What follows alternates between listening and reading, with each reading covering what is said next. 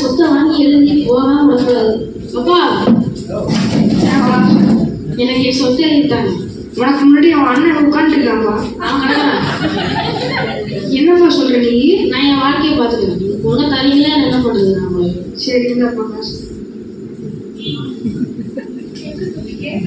எப்படியோ எங்க அப்பாட்ட சொத்தை புரிஞ்சு வாங்கிட்டு வந்தாச்சு. அப்பா கிட்ட இருந்து சொத்தை எழுதி வாங்கிட்டு வந்த கெட்ட குமாரன் வந்து ரொம்ப சந்தோஷமா இருக்கான். அதை வச்சு அந்த காசு பணத்தை வச்சு சந்தோஷமா வாழ்க்கையை கடத்தலான்னு பாக்குறான். என்ன பண்ண போறான்னு பாக்கலாம். ஹலோ மச்சான், சொல்றா. டே எங்க அப்பா இருந்து எப்படி புடி சொத்தை வாங்கிட்டு வந்தா? அப்படியா? இதுக்கு தானே இவ்வளோ நாள் காத்துட்டு இருந்தோம். காத்துட்டு வந்தியா? சரி, நம்ம ஸ்பாட்டுக்கு வந்துடு. இதோ வந்துடுறேன்.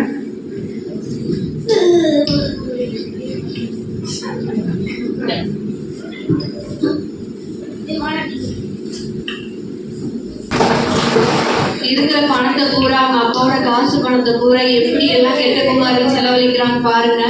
கொஞ்சம் கொஞ்சமா அவன் சட்டப்பையில இருக்க பணம் குறையுது, ஜிபேல காசு கம்மியாகுது. அது அறியாதான் ஃப்ரெண்ட்ஸ் கூட ஊராரி தினமா சுத்திக்கிட்டு இருக்கான். என்ன நடக்குதுன்னு பார்க்கலாம்.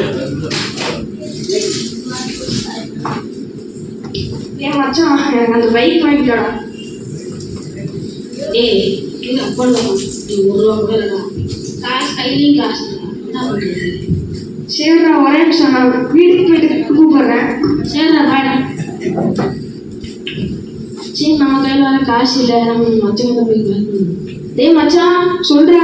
டே உங்க காசு இருந்தா கூட இருடா, வண்டி ஓடி கூப்பிடுறேன். சரி போயிட்டானா?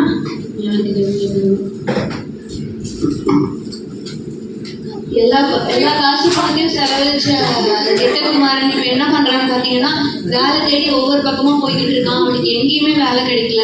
அவனுக்கு சாப்பிடுறது கூட இல்லை. அதனால அவன் கண்டிப்பா வேலைக்கு போற கட்டாயத்துல இருக்கான். என்ன பண்ண போறானோ தெரியல, பார்க்கலாம். அம்மா ஏதாச்சும் வேலை எடுக்குமாம்மா? என்னப்பா வேணும்? வேலை வேணுமா? என்னப்பா பார்க்க படிச்ச பையன் வேலை இருக்க, இங்க வந்து வேலை கேட்கிற? இது பண்ணி வைக்கிற இடம்ப்பா. தெரியுது. எனக்கு என்ன பண்ணணும்னா, எனக்கு காசுலாம் வேண்டாம். சாப்பாடும் இடமும் மட்டும் கிடைச்சா போதும். சரிப்பா, வந்து வேலை செய்தாங்க. அதுக்கு ஃபுட்டெல்லாம் எடுத்து போய் சாப்பிடக்கூடாது, பண்ணிட்டு தான் கொடுக்கணும். நேரத்துக்கு கொடுத்துட்டு விஷயத்துல தங்கிக்கோ. சரியாப்பா? அந்த அம்மாட்ட கெஞ்சி பண்ணி வளர்க்க வேண்டியது. சரி போங்க. இந்த பண்ணி தவிட கூட நல்லா இருக்கும் போலயே. டேஸ்ட் பண்ணி பார்க்கலாமா?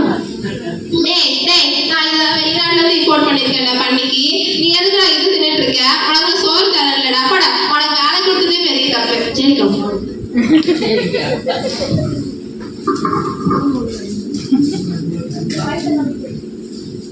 இப்ப கெட்ட குமாரனுக்கு கிடைச்ச வேலையும் போயிடுச்சு. இப்ப அவன் என்ன பண்றதுன்னு தெரியாம யோசிச்சுக்கிட்டு இருக்கான். அவங்க அப்பா வீட்டுக்கே போலாமான்னு யோசிக்கிறான். அப்பா கிட்ட இருந்து சொத்தெல்லாம் எழுதி வாங்கிட்டு வந்துட்டான்.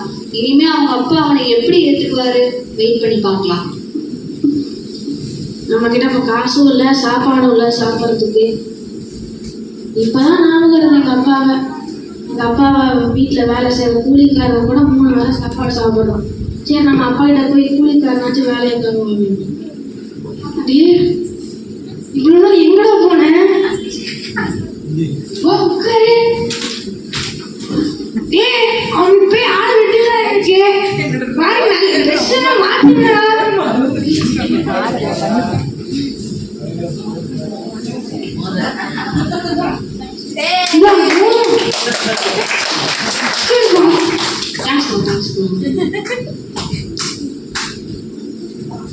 சரி ஜோதி என்ன நடக்குது? அதுவா, உங்க ஊரை விட்டு போன உங்க தம்பி இவ்வளவு நாள் கழிச்சு வந்திருக்காரு. அதனால சந்தோஷப்படுற உங்க அப்பா இதெல்லாம் ஏற்பாடு பண்ணியிருக்காரு. சொல்லுப்பா தம்பி. என்னப்பா இது? உங்க மகன் வந்தானே இவ்வளவு கொண்டாடுறீங்க. ஒரு நாள் கூட நான் உங்கள்கிட்ட சொந்த பிரிச்சு கேட்டதே இல்லப்பா. ஆடு வெட்டுறீங்க, மாடு வெட்டுறீங்க, என்னப்பா இது? அவனாவது வெளியே போயிட்டு மனம் திரும்பிட்டு மறுபடியும் வந்துட்டான். நீ என் கூடயே இருக்க, அதெல்லாம் உனக்கு புரியாது. நீ உட்காரு. ஏசப்பாவை நம்ம எங்ககிட்ட தான் விரும்புறாரு, அன்பை தான் விரும்புறாரு. நம்ம அவர்கிட்ட அன்பா இருக்கணும், அவரும் அப்பதான் நம்ம கிட்ட அன்பா இருப்பாரு.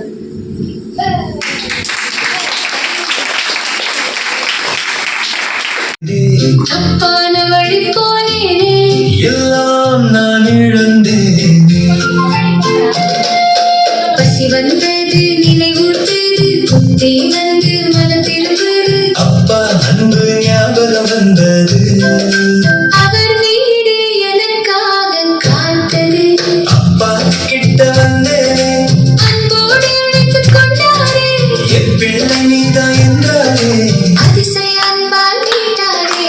எவ்வளவு பாவம் செய்திருந்தாலும் மனம் திரும்பி வந்தார். ஏற்றுக்குவாரே, மாறாமல் நேசிக்கும் இயேசுவின் அன்பை ருசித்திட நீயும் ஓடி வாராயோ. அப்பாவை விட்டு போனேனே, தப்பான வழி போனேனே, எல்லாம் நான் இழந்தேனே.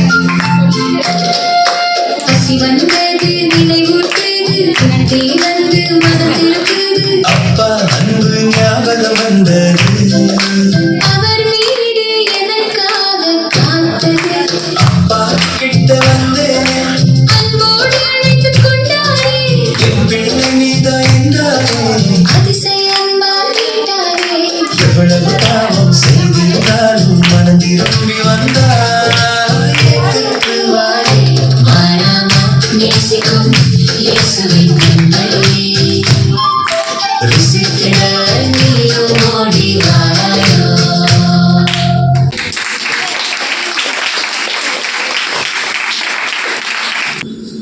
நாம் பாவிகளாய் இருக்கிற கிறிஸ்து நமக்காக மரித்தார். தேவன் நம்மேல் வைத்த தமது அன்பை வெளிப்படுத்துகிறது. ரோமர் 5:8.